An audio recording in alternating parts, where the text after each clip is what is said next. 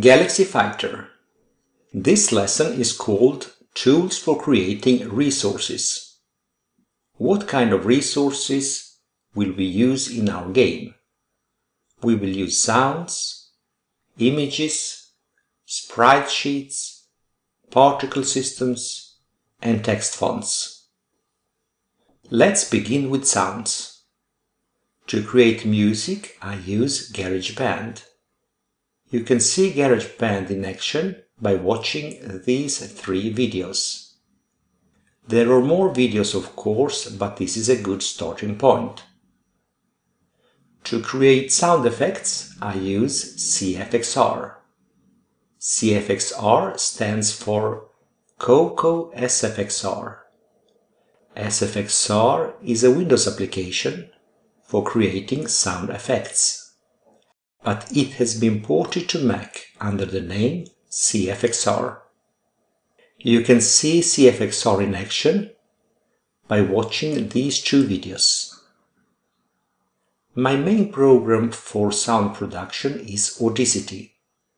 It is a free audio recording and editing application.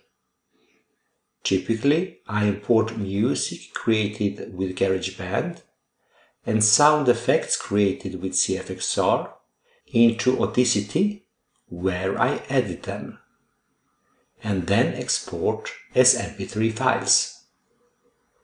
You can see Audacity in action by watching this video. To summarize sounds, to make music, I use GarageBand. To make sound effects, I use CFXR. And to record and edit sounds, I use Audacity. Images. To create images, I use Adobe Illustrator.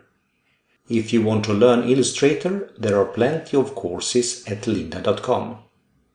I particularly recommend the course with the title Illustrator Insider Training – Drawing Without the Pen Tool. But there are also many other courses.